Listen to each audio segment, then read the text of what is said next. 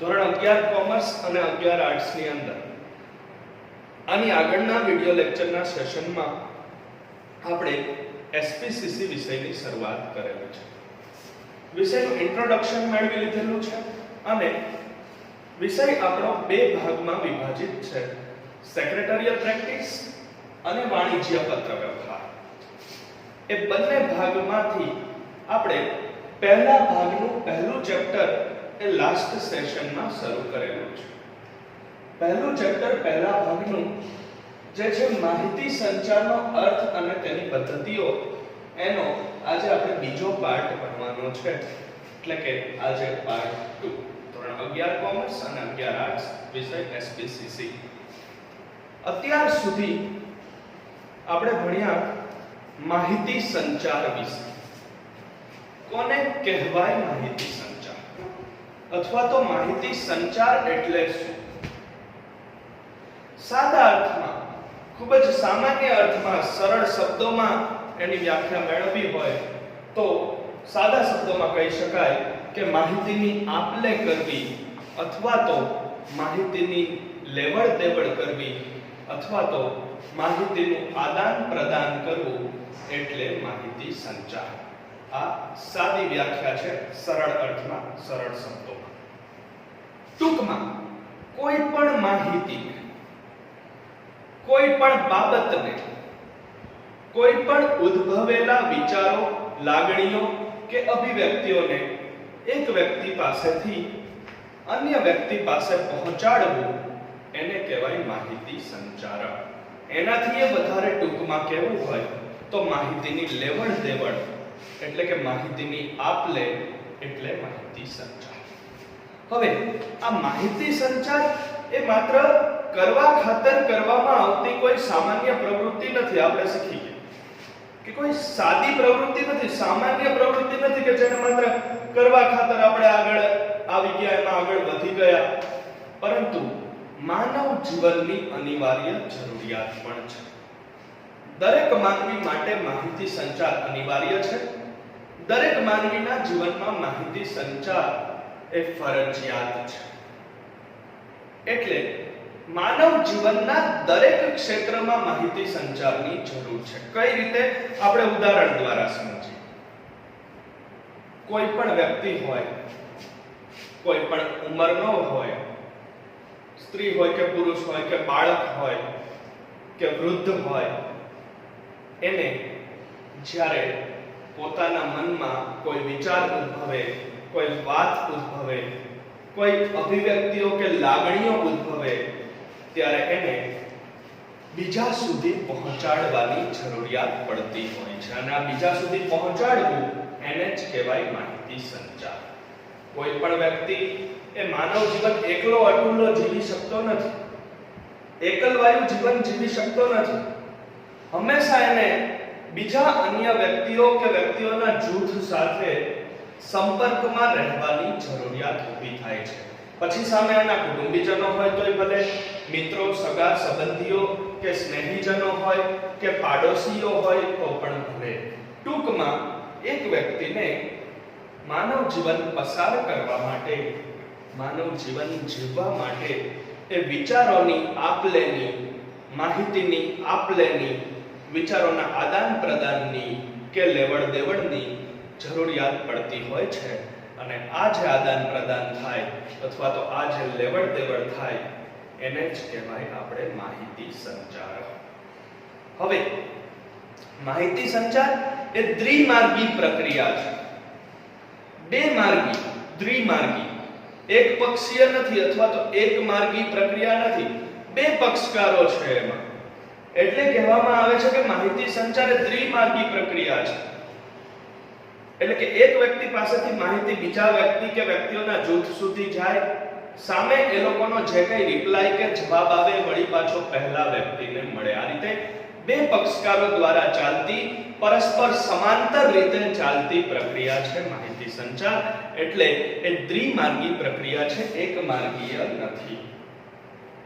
સાદો અર્થ સમજ્યા પછી અને ચેપ્ટરની પ્રસ્તાવનામાં આગળ વધ્યા પછી હવે આપણે માહિતી સંચારનો વિશિષ્ટ અર્થ કે વિશિષ્ટ વ્યાખ્યા પણ એ લાસ્ટ સેશનમાં ભણી ગયા કે વાણિજ્યની ભાષા, વેપારની ભાષા કોને કહેવાય માહિતી સંચાર, અથવા તો એનો અર્થ કે વ્યાખ્યા શું આપી શકાય, તો એ પણ આપણે જોયું છે કે વિશિષ્ટ પ્રકારની શૈલી, કૌશલ્યો અને યોગ્ય માધ્યમોનો ઉપયોગ કરીને કરવામાં આવતી માહિતીની આપ-લેને માહિતી સંચાર કહેવાય છે.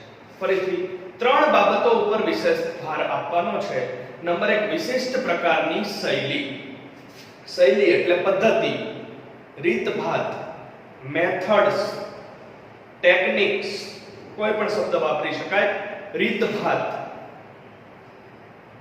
વિશિષ્ટ પ્રકારની શૈલી, વિશિષ્ટ રીતથી, આગવી રીતથી, સામાન્ય કરતા અલગપણે, સામાન્ય કરતા તદ્દન જુદું, ભિન્ન, એ વિશિષ્ટ પ્રકારની પદ્ધતિ વાપરીને, એ વિશિષ્ટ પ્રકારની શૈલી વાપરીને, વિશિષ્ટ પ્રકારના કૌશલ્યો એટલે કે આવડત અને સાધનો, કળા કૌશલ્યો, ટેકનિક્સ એ વાપરીને અને યોગ્ય માધ્યમો, ત્રીજી બાબત, માધ્યમો એટલે કે સાધનો, એ માહિતીની આપ-લે કરવા માટે ઉપયોગમાં લેવામાં આવતા સાધનો એને કહેવાય યોગ્ય માધ્યમો. એનો ઉપયોગ કરીને કરવામાં આવતી માહિતીની આપ-લેને માહિતી સંચાર કહેવાય છે. ફરીથી, વાણિજ્યની ભાષામાં માહિતી સંચાર એટલે શું, અથવા તો વિશિષ્ટ અર્થમાં માહિતી સંચાર એટલે શું? તેમાં ત્રણ બાબતો ઉપર ભાર મૂકી અને આપણે વ્યાખ્યા ભણવાની છે. નંબર 1, વિશિષ્ટ પ્રકારની શૈલી. નંબર 2, યોગ્ય કૌશલ્યો. અને નંબર 3, યોગ્ય માધ્યમો. આ ત્રણ બાબતોનો ઉપયોગ કરી અને કરવામાં આવતી માહિતીની આપ-લે એને કહેવાય છે માહિતી સંચાર. હવે માહિતી સંચાર દ્વિમાર્ગી પ્રક્રિયા છે, બે માર્ગીય છે, બે પક્ષકારો એમાં સંકળાયેલા હોય છે. એના આધાર સ્તંભો બે છે મુખ્ય, એ આપણે ભણી ગયા. તો માહિતી મોકલનાર અને માહિતી મેળવનાર. મોકલનારમાં વ્યક્તિએ હોઈ શકે અને વ્યક્તિઓનું જૂથ પણ હોઈ શકે. સામે પક્ષે માહિતી મેળવનારમાં કોઈ એક વ્યક્તિએ હોઈ શકે અને સામે પક્ષે વ્યક્તિઓનું જૂથ કે સમૂહ પણ હોઈ શકે છે. આ જ રીતે બે વ્યાપારિક પેઢીઓ, બે કંપનીઓ, બે ધંધાદારી વ્યક્તિઓ, એમની વચ્ચે પણ માહિતીની આપ-લે થઈ શકે છે.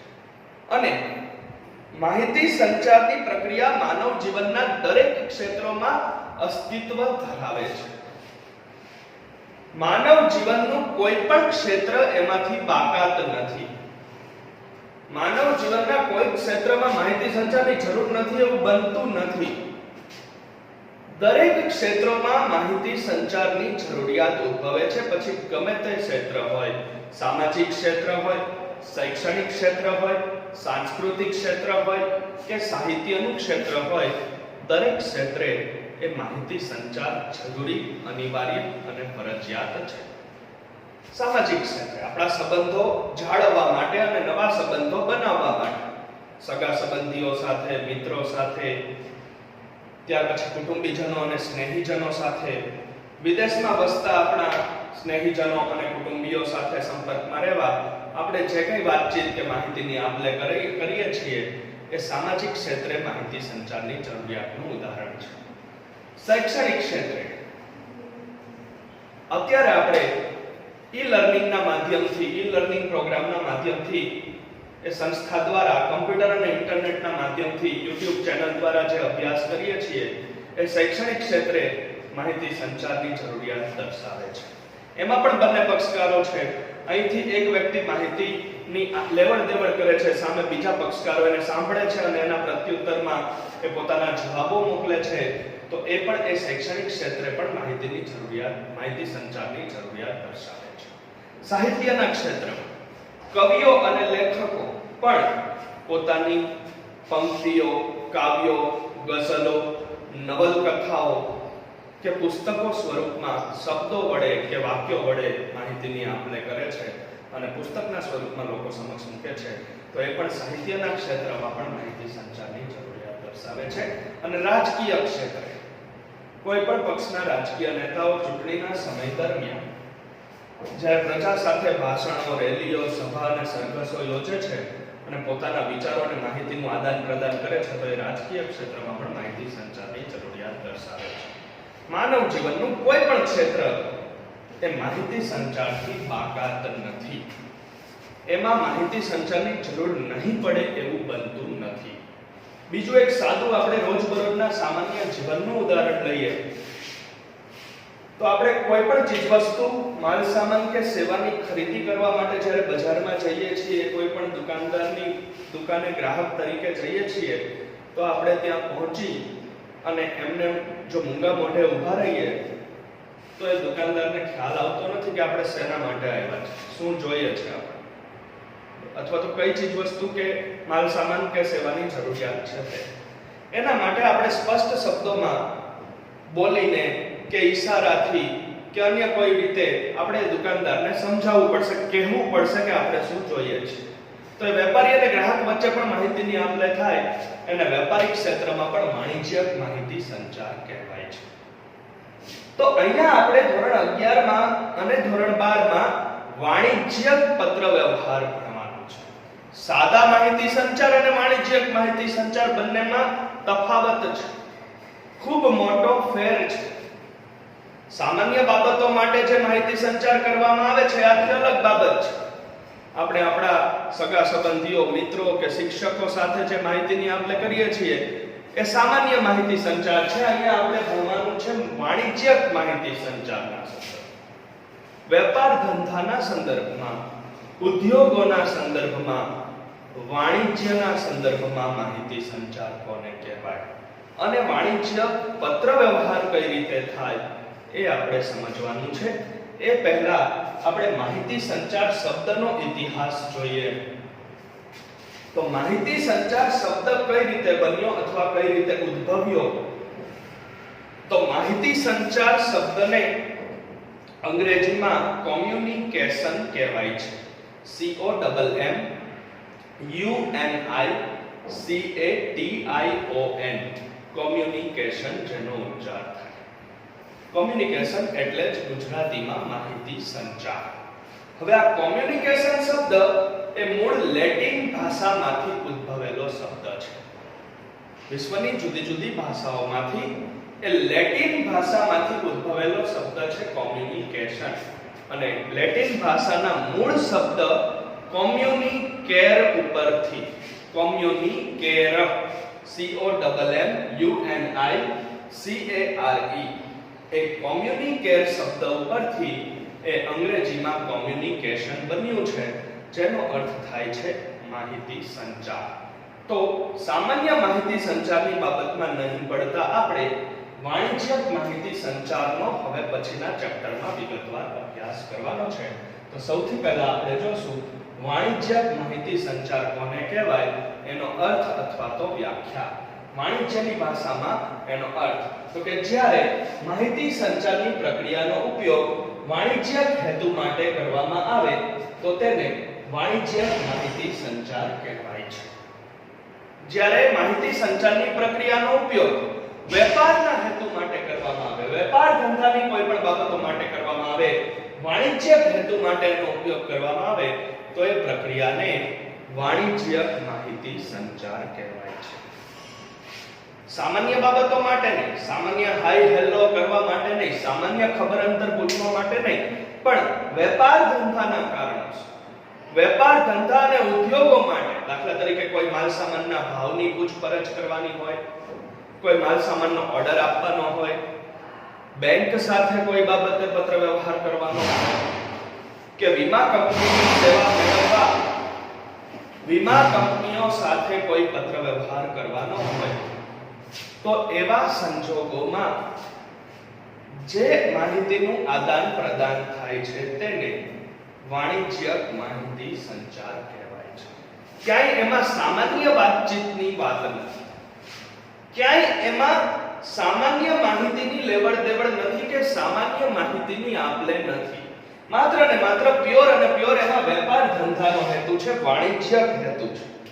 એટલે કે માહિતીની લેવડ દેવડનો ઉપયોગ, માહિતી સંચારની પ્રક્રિયાનો ઉપયોગ માહિતીની આપ-લેનો ઉપયોગ એવા હેતુ માટે થતો હોય, કયા હેતુ માટે? તો કે વાણિજ્યક હેતુ માટે, વેપાર ધંધાના હેતુ માટે, તો એને વાણિજ્યક માહિતી સંચાર કહેવાય છે. અને આપણે વાણિજ્યક માહિતી સંચાર જ ભણવાનો છે ને એમાં જ આગળ વધવાનું છે ધોરણ 11 12 ના એસપીસીસી. ટૂંકમાં બીજી વ્યાખ્યા જોઈએ એની, ટૂંકમાં સરળ શબ્દોમાં તો વાણિજ્યક માહિતી સંચાર એટલે વ્યાપાર વિષયક માહિતી સંચાર. માત્ર ને માત્ર એમાં વેપાર ધંધાને લગતી જ માહિતી હોય, વેપાર ધંધા અને ઉદ્યોગોને લગતી જ બાબતોનો સમાવેશ કર્યો હોય તો એવી માહિતીની આપ-લેને, એવી માહિતીની લેવડ-દેવડને, એવી માહિતીના આદાન-પ્રદાનને વાણિજ્યક માહિતી સંચાર કહેવાય છે. હજી આ વાણિજ્યક માહિતી સંચારને સમજવા માટે આપણે એક ઉદાહરણનો આધાર લઈ અને એને સમજીએ કે બજારમાં માલ સામાન ચીજવસ્તુનો વેપાર કરનાર વેપારીને હંમેશા બે પક્ષકારોના સંપર્કમાં રહેવાનું થતું હોય છે. કોઈ પણ વેપારી હોય, નાની દુકાન ધરાવનાર હોય કે છૂટક લારી કે રેકડી ધરાવનાર હોય કે મોટા શોરૂમનો માલિક હોય, એ કોઈ પણ વેપારી કે જે બજારમાં અસ્તિત્વ ધરાવે છે, બજારમાં પોતાનો ધંધો કરે છે, એને હંમેશા બે પક્ષકારોના મુખ્યત્વે સંપર્કમાં રહેવાનું થતું હોય છે. બે જૂથોના સંપર્કમાં રહેવાનું થતું હોય. પહેલો પક્ષકાર છે એનો ગ્રાહક કે જે એની પાસેથી માલ સામાન કે ચીજવસ્તુ ખરીદીને લઈ જાય છે, એ ગ્રાહકના સંપર્કમાં એને રહેવું પડે. અને બીજો પક્ષકાર છે એનો ઉત્પાદક કે પોતે હોલસેલમાં જ્યાંથી ખરીદી કરીને લાવે છે એનો હોલસેલ વેપારી અથવા તો ઉત્પાદક. આ બેના સંપર્કમાં રહેવાથી બજારમાં એનું અસ્તિત્વ ટકી રહે છે, હરીફાઈનો સામનો કરી શકે છે, બજારમાં પોતે એ પોતાના ધંધાનો વિકાસ કરી શકે છે. તો વેપાર કરનાર કોઈ પણ વેપારીએ હંમેશા બે જૂથોના સંપર્કમાં રહેવાનું થાય છે અથવા તો બે પક્ષકારોના સંપર્કમાં રહેવાનું થતું હોય છે. એક એનો ગ્રાહક કે જે એની પાસેથી ખરીદી કરી જાય છે અને પોતે જેની પાસેથી ખરીદી કરે છે વેપારી, એ ઉત્પાદક અથવા તો હોલસેલ વેપારી.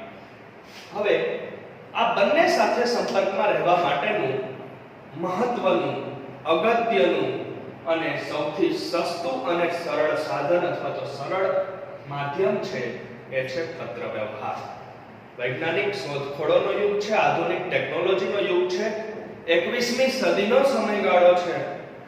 સંપર્કમાં રહેવા, એકબીજા સાથે કોન્ટેક્ટમાં રહેવા ઘણા બધા ઇલેક્ટ્રોનિક્સ અને આધુનિક સાધનો ઉપલબ્ધ છે, ઘણી બધી એપ્લિકેશન્સ ઉપલબ્ધ છે. હાલના સમયમાં WhatsApp છે, હાઇક છે, મેસેન્જર છે, Facebook જેવા સોશિયલ મીડિયાના સાધનો છે, ટેલિફોન અને ઇન્ટરનેટની સુવિધાઓ છે, એન્ડ્રોઇડ મોબાઈલ ફોન છે. આ સિવાય ઘણા બધા અન્ય ઇલેક્ટ્રોનિક્સ સાધનો અને માધ્યમો, ફેક્સ, ઈમેલ વગેરે પણ અસ્તિત્વ ધરાવે છે. પણ તેમ છતાં પણ આજના યુગમાં હજુ પણ અત્યારની દ્રષ્ટિએ જોઈએ તો વેપાર અને ધંધાના સંદર્ભમાં, વાણિજ્યના સંદર્ભમાં પત્ર વ્યવહારે પોતાનું મહત્વ જાળવી રાખ્યું છે. આટલા બધા આધુનિક સાધનો અને સંશોધનો વિકસી ગયા હોવા છતાં પણ પત્ર વ્યવહારે પોતાનું સ્થાન ગુમાવ્યું નથી.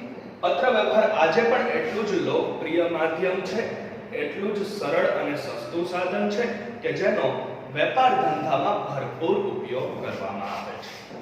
તો આ રીતે હજી એક વાણિજ્યક માહિતી સંચારની વ્યાખ્યા આપવી હોય તો આપી શકાય કે પત્રો દ્વારા ધંધા અને વેપારના ખરીદી વેચાણ, પ્રચાર અને પ્રસાર વગેરે જેવી પ્રવૃત્તિઓ કરવામાં આવે અથવા વગેરે જેવી પ્રવૃત્તિઓ હાથ ધરવામાં આવે તો તેને વાણિજ્યક માહિતી સંચાર કહેવાય છે. પત્ર વ્યવહારના માધ્યમ દ્વારા ધંધા અને વેપારના આવશ્યક કાર્યો જેવા કે ધંધા માટે ખરીદી કે વેચાણ, ધંધાનો પ્રચાર અને પ્રસાર એટલે કે જાહેરાત અથવા તો અન્ય કોઈ ધંધાના આવશ્યક કાર્યો પત્ર વ્યવહાર દ્વારા કરવામાં આવે તો એને વાણિજ્યની ભાષામાં સાદો નહીં પરંતુ વાણિજ્યક માહિતી સંચાર કહેવાય છે.